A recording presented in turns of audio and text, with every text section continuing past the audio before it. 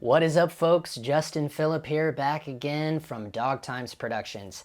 Finally, 3 strikes, I'm out. This is my final and last attempt at doing a proper IR test on the BlackMagic Pocket Cinema camera 4K. This time, I think I got it, and I think it's because I just followed in the almost exact footsteps of the infamous Mr. Shane Hurlbut. I watched a lot of different videos of him testing the IR on a variety of different cameras, and I pretty much just copied his formula for when I'm doing this test on the Pocket 4K and found some pretty interesting results. So without further ado, let's roll that intro and get right into it.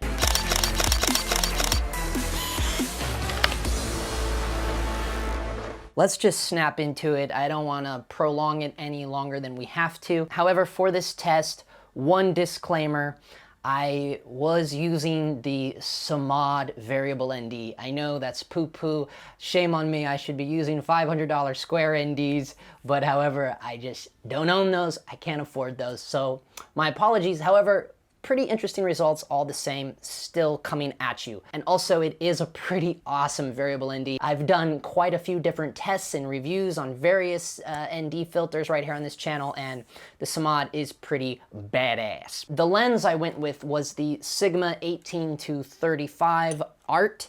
I went with that because on the Metabones, it can go down to a 1.2. I shot it all on BlackMagic RAW, constant quality Q0, so that is the highest codec you can get out of the Pocket 4K after all the latest updates and rigmarole. Here we're looking at the clean image, no filter whatsoever, native ISO 400, and the f-stop in this shot is an f11, just trying to maintain, proper exposure the best I can out here on the back porch. I added the first stop of ND, which is 0.4, 7.6 f-stop. Okay, so right off the bat, obviously what the biggest difference is the color cast.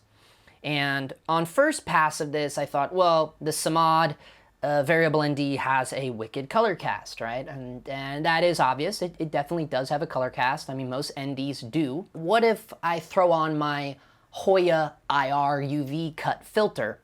And check this out. Same exact shot, same f-stop, same 0.4 ND with the IR. And we're already seeing some very slight differences. And how I noticed it, first off, was looking at the iPad. Look at the color of the iPad here. I was using this for notes so I could keep track of what ND and f-stop I was on. But at 0.4, it's not a big difference, right? But there is a slight difference. I'm gonna pause here because I do wanna briefly talk about the things that Shane Hurlbut talks about.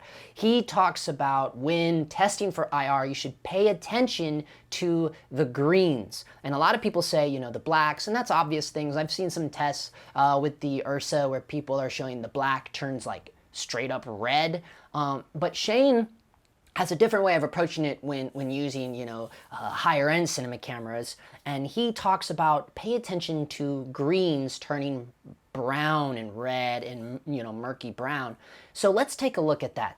0.6 we have with the f-stop 5.6, and this is when I really started noticing the difference when I threw on the IR cut, because check out the iPad when the ND bumps up to 0.6. This is only at 0.6. Look at the difference between the same exact shot with the IR and without the IR. Here's the question though. Is it just fixing the weird color cast that, the variable ND has? Or is it actually fixing, is it actually cleaning up, fighting off the IR pollution?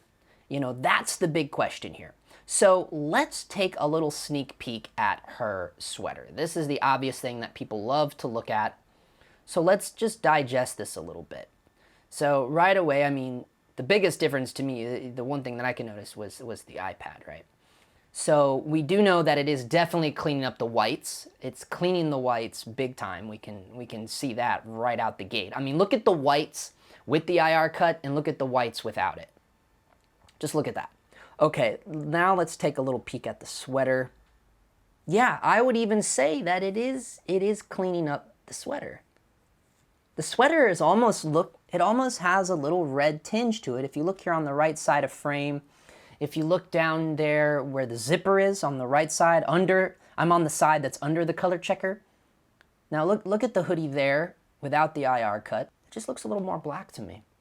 And let's notice the trees. Let's point out some things with the trees here. Yeah, I would say that with the IR, that big tree that's, you know, the big shrub above the little garage there on the left side of frame, I would say it's definitely helping out. I would say the IR cut, it's definitely helping out what's happening. Because also, look at the building. Look at the building that's like just kind of in between the mannequin's head and the big brush on the left side of frame. Look at that building back there. It just looks like the IR cut is helping clean that up too. Okay, now let's jump to the next stop. Let's go to ND 0.9. Now we're at a f-stop of 5.2. Yeah, it's definitely cleaning up the whites. The whites you can tell right away, just off of the color checker and the mannequin's body, and not to mention, I mean, the iPad itself. I mean, that's a huge difference, right? Look at the 0.9 without the IR cut, right? And look at this tree that's right above the color checker here, and now look at it with the IR cut. It's more green with the IR cut. It's got a way different color without the IR, and then with the IR, it's bringing it back to a more greenish, neutral green. I can tell that off right out the bat. Okay, so now we're at a 1.2, an f-stop of 4.5. It's helping preserve the greens of the bushes. That's something that I'm noticing actually. If you look at the trees, it's really helping bring back the greens on those trees.